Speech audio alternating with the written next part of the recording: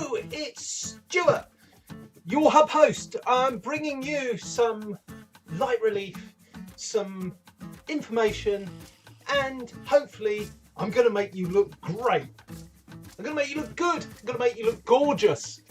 The big growth area for businesses is in video, and using video conferencing and video streaming to communicate with their colleagues, their associates, and their customers.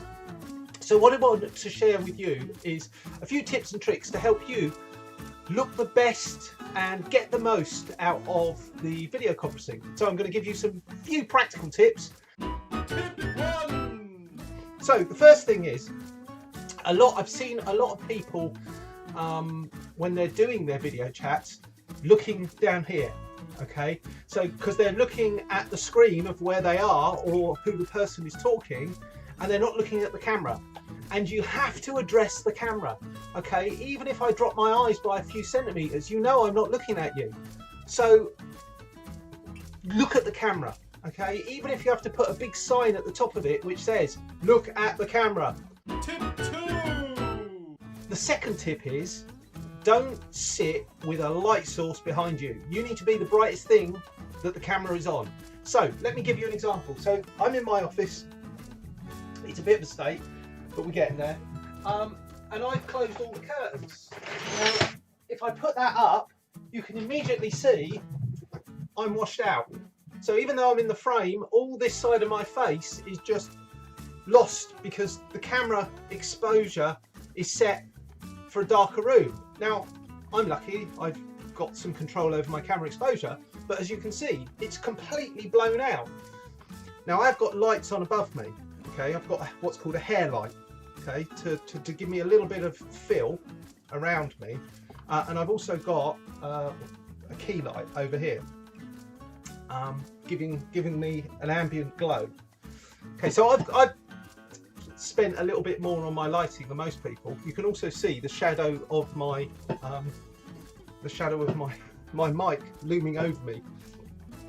So there's a number of things you can do with the lighting, but have an experiment. Yeah, move around.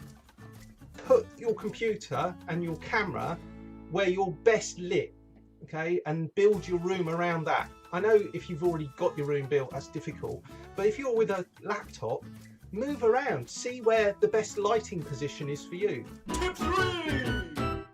Make sure your eye line is 2/3 of the way up, 1/3 of the way down to the middle. Yeah, you want it to be over the middle, but not so far up that you're right at the top.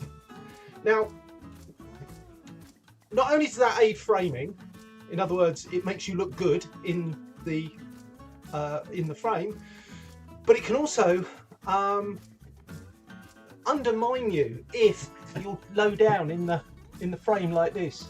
If you're low down in the frame like this, yeah, it makes you look short. It makes it look unnatural with all this space above you. So try and get your eye line 1/3 of the way down, 2/3 of the way up, above the middle. Okay. Tip 4. I've set up my lighting at the moment so that these are exaggerated. Okay, now we're all a bit tired and emotional at the moment, so the bags under the eyes, I want to banish them. You can see the shape of the, I do have bags under my eyes, but you can see the shape of the shadow.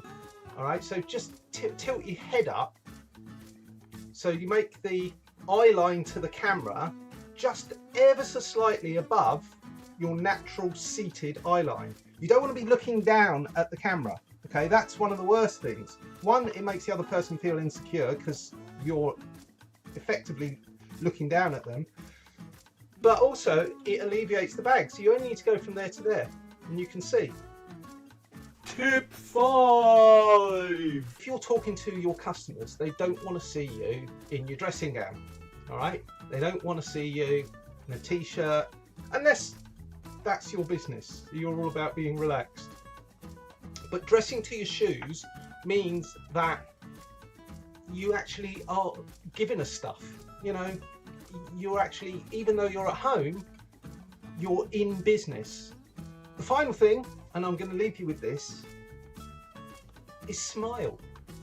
all you've got to do is smile, right? Not only have they proven that smiling takes less energy than frowning, but it also puts you in a good mood. And even if you don't believe that you should be smiling, if you smile, your mood catches up. I promise you this. It's one of the tricks that I use all the time to try and stay upbeat and positive. So hopefully those tips have helped you to create a brilliant on-screen impression, and that when you are doing more video, then you're going to get the right responses, you're going to get the right results, and you're going to have customers and colleagues and associates all saying to you, you look so good on social media, you look so great on video. Hopefully that's been of help, and I'll see you soon.